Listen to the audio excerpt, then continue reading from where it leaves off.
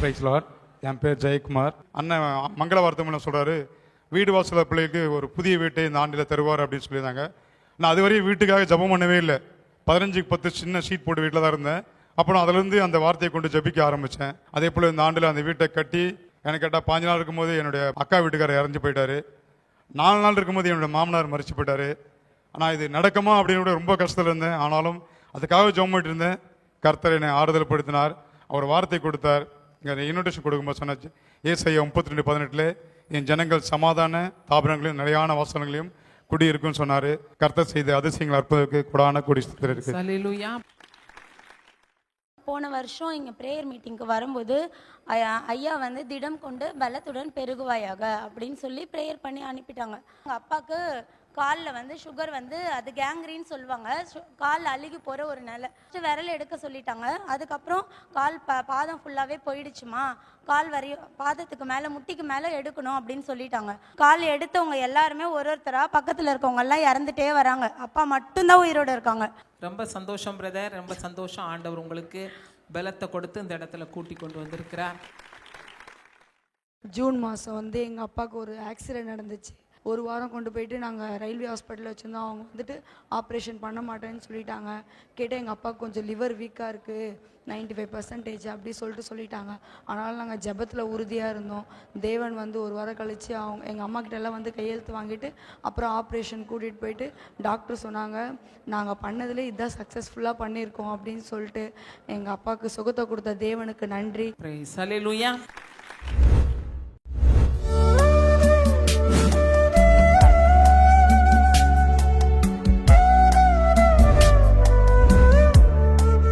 கிறிஸ்துவுக்குள் மிகவும் பிரியமான எனதர்மை சகோதர சகோதரிகளே, நம்மை சிருஷ்டித்தவரும் நம்மை உண்டாக்கினவரும் நம்மை ஒருபோதும் மறந்து போகாதவருமாகிய இயேசு கிறிஸ்து வினையேற்ற நாமத்தினாலே உங்க எல்லாரையும் வாழ்த்தி ஆசீர்வதிக்கிறேன். அல்லேலூயா. எல்லாரும் சந்தோஷமா இருக்கீங்களா? சரி, எடுத்து வாசிங்க. 2 ராஜாக்கள் 2ஆம் அதிகாரம் 19வது வசனமும் 21வது வசனமும் இப்படியாய் சொல்லுகிறது. எடுத்து வாசிப்போமா? பின்பு அந்த பட்டணத்தின் மனுஷர் எலிசாவை நோக்கி இதோ எங்கள் ஆண்டவன் காண்கிறபடி இந்த பட்டணம் குடியிருப்புக்கு நல்லது, தண்ணீரோ கெட்டது, நிலமோ பாழ் நிலம் என்றார்கள். 21வது வசனம், அவன் நீரூற்று அண்டைக்கு போய் உப்பை அதிலே போட்டு இந்த தண்ணீரை ஆரோக்கியமாக்கினேன், இனி இதனால் சாவும் வராது, நிலப்பாலும் இராது என்று கர்த்தர் சொல்லுகிறார் என்றார். இனி உன்னுடைய வாழ்க்கையில பாழான வாழ்க்கை என்று சொல்லக்கூடாதபடிக்கு உன் வாழ்க்கையில இனி பாழும் இராது, சாபமும் இராது, எந்த கேடுகளும் கர்த்தர் தர மாட்டார். அல்லேலூயா. முதல்ல கசப்பான தண்ணீர் மதுரமாய் மாறிட்டு, 2வது சாபத்தின் தண்ணீர் ஆசீர்வாதமாய் மாறிட்டு, இப்ப பாத்தீங்கன்னா சாதா தண்ணீர் திராட்சை ரசமா மாறப்போகுது. ஆமென். எடுத்து வாசிங்க. யோவான் எழுதின சுவிசேஷம் 2ஆம் அதிகாரம் 9, 10 ஆகிய வசனங்கள் எடுத்து வாசிப்போம். அந்த திராட்சை ரசம் எங்கே இருந்து வந்தது என்று தண்ணீரை மொண்ட வேலைக்காரருக்கு தெரிந்ததே அன்றி பந்தி விசாரிப்புக்காரனுக்கு தெரியாததினால் அவன் திராட்சை ரசமாய் மாறின தண்ணீரை ருசி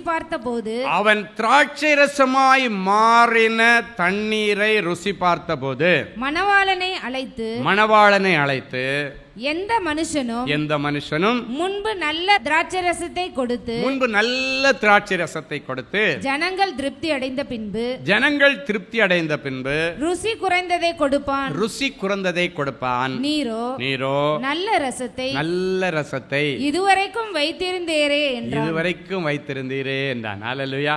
சொல்லுங்க, நல்ல ரசம். நல்ல ரசத்தை யார் உண்டு பண்ணினது? நல்ல இயேசு. சொல்லுங்க, நல்ல இயேசு.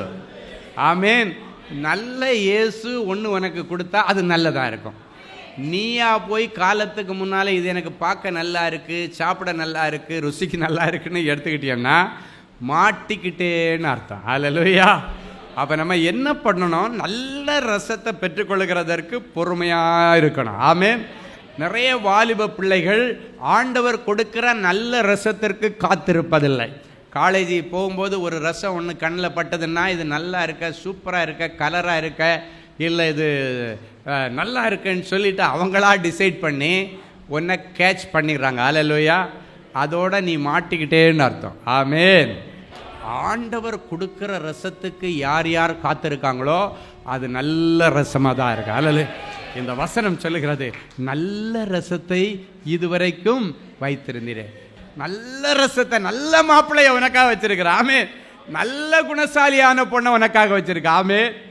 அப்போ ஆண்டவர் கொடுக்குற நல்ல ரசத்தை வாங்கினேன்னா நீடிய பொறுமை வேணும். சொல்லுங்க, நீடிய பொறுமை வேணும். ஆண்டவர் கொடுக்கறது வரைக்கும் நீங்கள் வெயிட் பண்ணணும். ஆமேன்.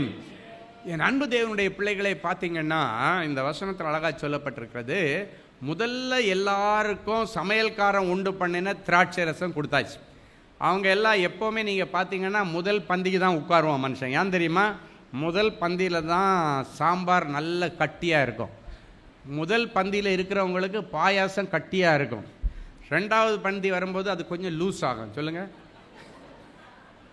நிறைய பேர் சாம்பாரை ரசமாக்கிடுவான். மூணாவது பந்தி, நாலாவது பந்தி வரும்போது சாம்பார் ரசம் மாதிரி இருக்க, உள்ள காயை தேடினீங்கன்னா ஒன்றும் இருக்காது. இன்றைக்கும் நிறைய குடும்பங்களில் கல்யாண வீட்டில் அவங்க மானத்தை காப்பாற்றுறது தண்ணி தான். ஆமேன். தண்ணி தாராளமாக எடுத்து ஊற்றிடுவான் உடனே. ஆமேன்.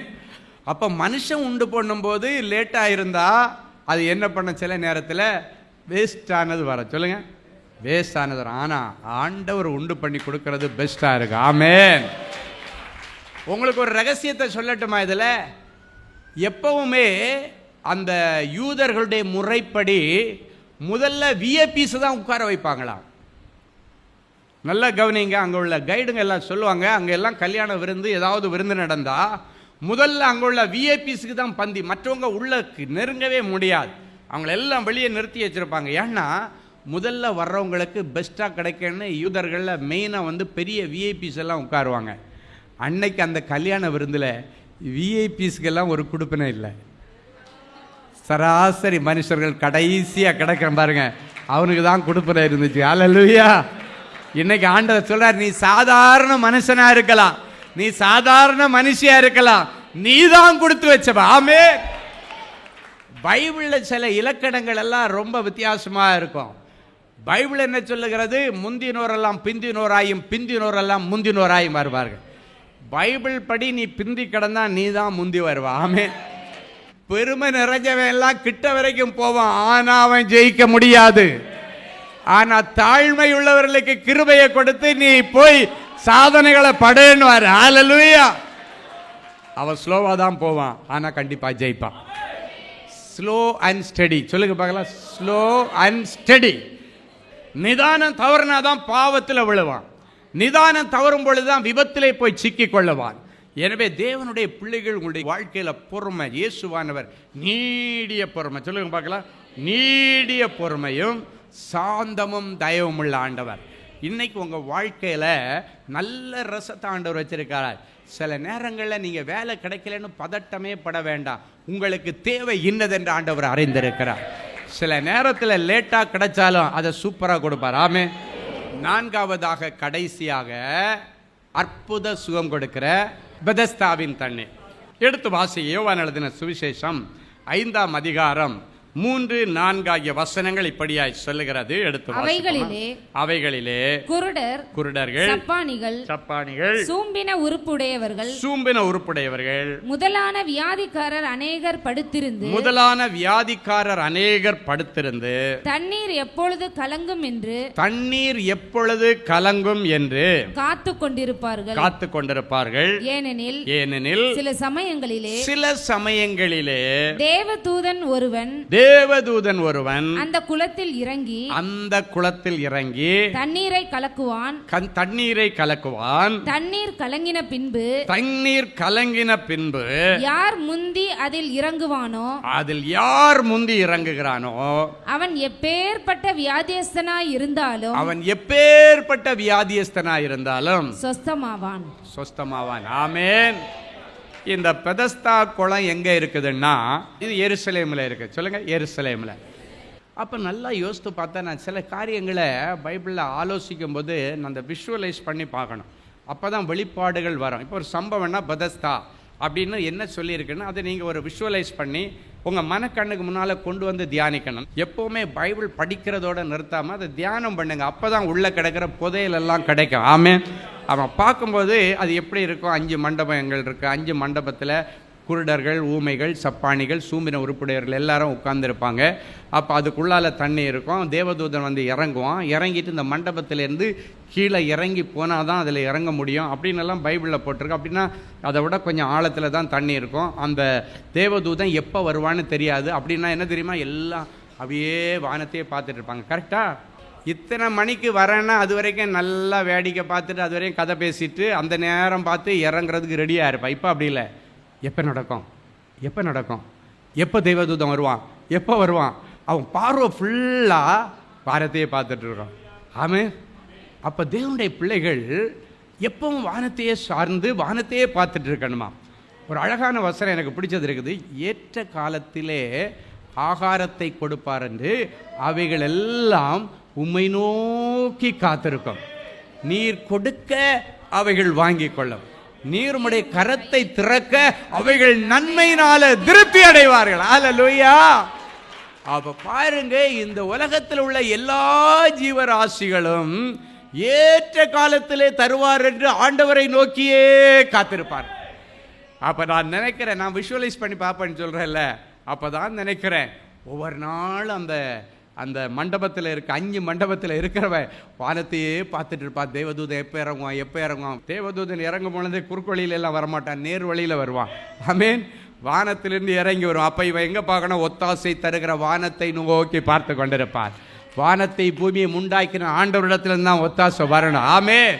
அப்போ பார்த்துட்டே இருப்பான். கண்ணெதிர்க்கு அவன் வந்து இறங்கி ஒரு கலக்கிட்டு போயிடுவான். ஃபஸ்ட்டு இறங்குறவனுக்கு சுகம். அது எப்பேற்பட்ட வியாதியாக இருந்தாலும் முதல்ல இறங்குறவனுக்கு சுகம். இன்னைக்கு ஆண்டவர் இங்கே இருக்கிற எல்லாருக்கும் சுகம். ஆமென்.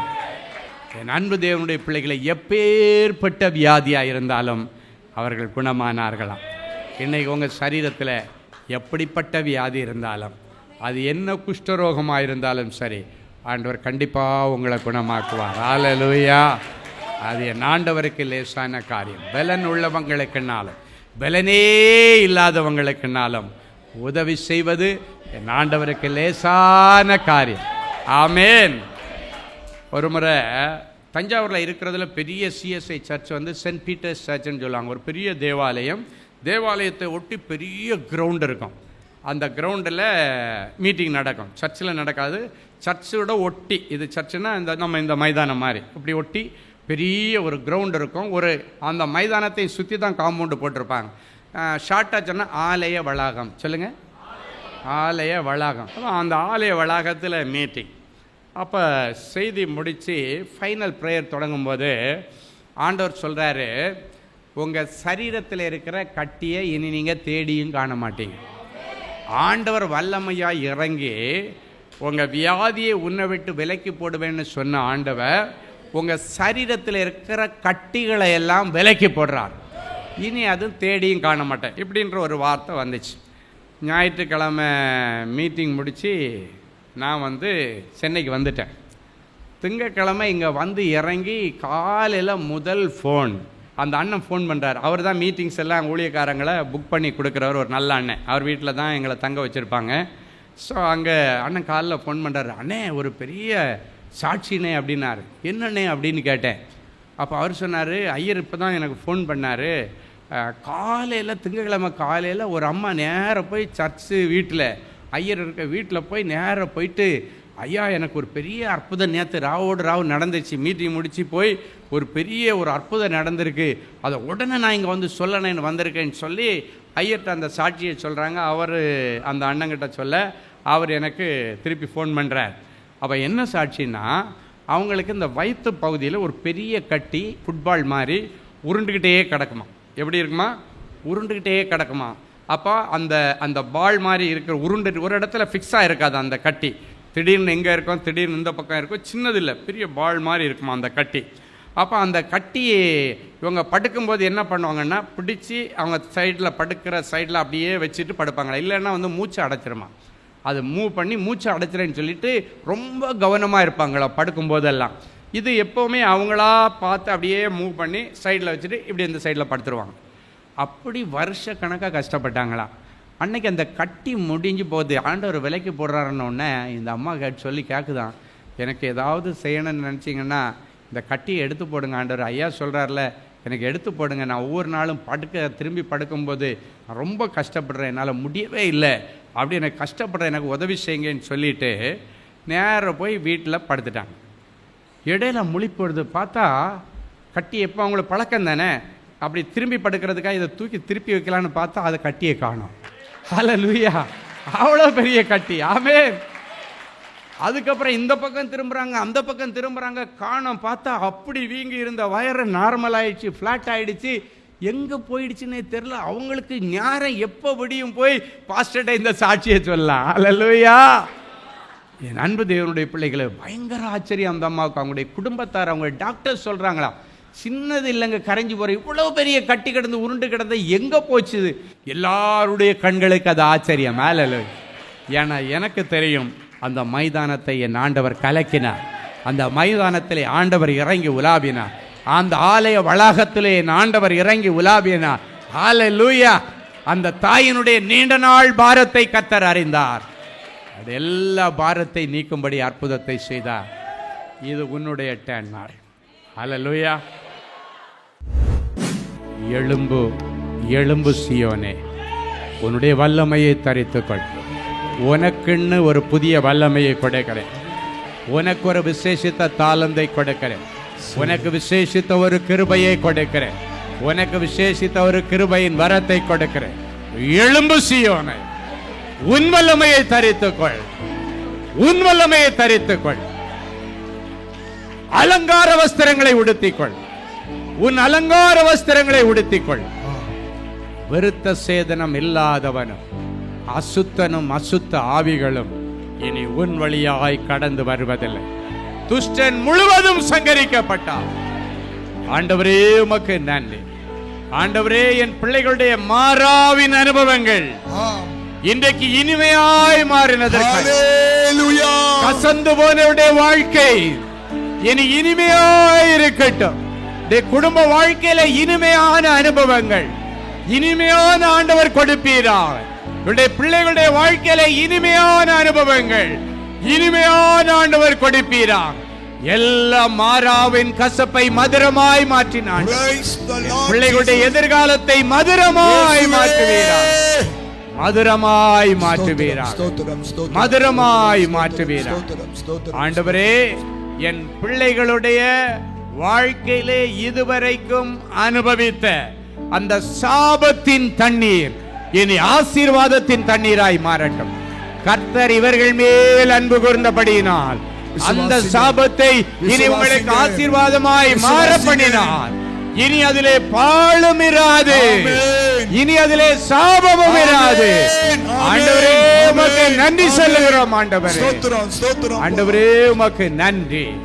ஆண்டவரே, என் பிள்ளைகளுக்கு நல்ல திராட்சை ரசத்தை வைத்திருக்கிறேன் என்று சொல்லி, சாதாரண வாழ்க்கை இனி ஆண்டவர் கொடுக்கிற ஆசீர்வாதமான திராட்சை ரசத்தினாலே இனி அவருடைய குடும்ப வாழ்க்கை ஆசீர்வதிக்கப்படட்டும். நல்ல ரசத்தை தருவீராக, நல்ல வேலையை தருவீராக, நல்ல குடும்ப பார்ட்னரை தருவீராக, நல்ல மனைவியை தருவீராக, நல்ல புருஷனை தருவீராக, நல்ல பிள்ளைகளை தருவீராக. அடைக்கப்பட்ட கற்பங்கள் திறக்கப்படுவதாக. நல்ல வரங்களை கொடுப்பீராக. இயேசுவின் மூலம் பிதாவே, ஆமென். அமெரிக்க தேசத்து மக்களுக்கு ஒரு நற்செய்தி. அன்பானவர்களே, நமது அன்பு சகோதரர் சுவிசேஷகர் டி. ஸ்டீபன் அவர்கள் ஆகஸ்ட் மாதம் 8ஆம் தேதி முதல் 31ஆம் தேதி முடிய அமெரிக்க தேசத்தில் உள்ள Georgia, Atlanta, Illinois, Chicago, Colorado, Denver, California, New York, New Jersey, Texas, Houston, Dallas ஆகிய பட்டணங்களில் தேவனுடைய வார்த்தைகளை பிரசங்கிக்க இருக்கிறார்கள்.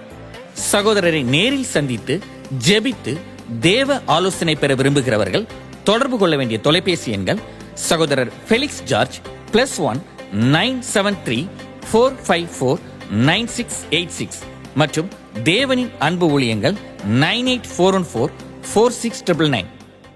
Genesis Creations Media Academy-யில் 3 மாதங்களில் தொழிற்கல்வி சான்றிதழோடு video editing, videography, photography, drone piloting, studio recording, Photoshop, live streaming, live video mixing and live sound mixing ஆகிய தொழிற்கல்விகள் பயிற்றுவிக்கப்படுகிறது.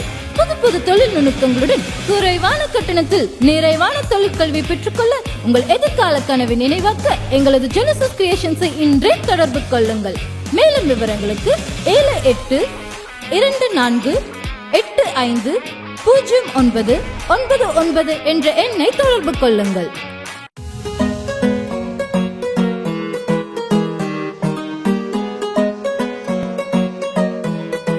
தேவனின் அன்பு ஊழியங்கள் நடத்தும் இஸ்ரேல் தேச புனித பயணம். அன்பானவர்களே, ஆண்டவராகிய இயேசு கிறிஸ்து பிறந்து வளர்ந்து ஊழியம் செய்து மரித்து அடக்கம் பண்ணப்பட்டு உயிரோடு எழுந்த புனித ஸ்தலங்களை கண்டு மகிழ இதோ ஓர் அரிய வாய்ப்பு. உங்கள் வாழ்நாள் கனவை நனவாக்க நமது அன்பு சகோதரர் சுவிசேஷகர் டி. ஸ்டீபன் அவர்களுடன் 11 நாட்கள்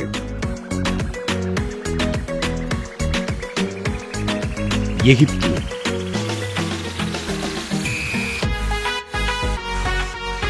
யோர்தான், பாலஸ்தீனம், இஸ்ரேல் தேசங்களுக்கான புனித பயணம்.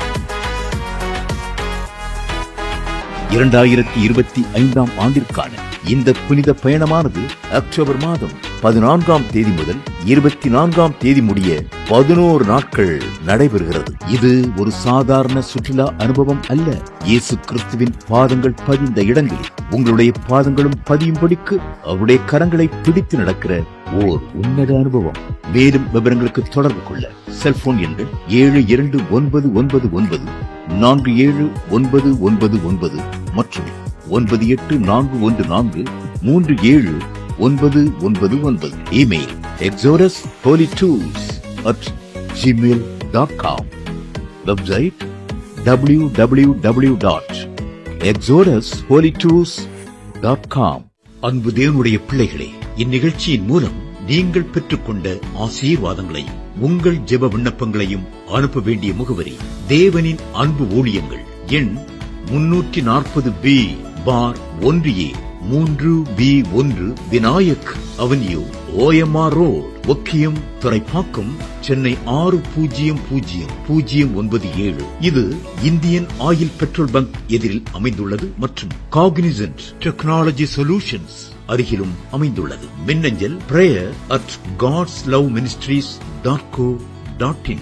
எங்களது இணையதளம் www.godsloveministries.co.in. மேலும் 24 மணி நேர ஜெப உதவிக்கு 04454547999 மற்றும் 9941950999 என்ற எண்களுக்கு தொடர்பு கொள்ளுங்கள். கர்த்தர் தாமே உங்களை ஆசீர்வதிப்பாராக.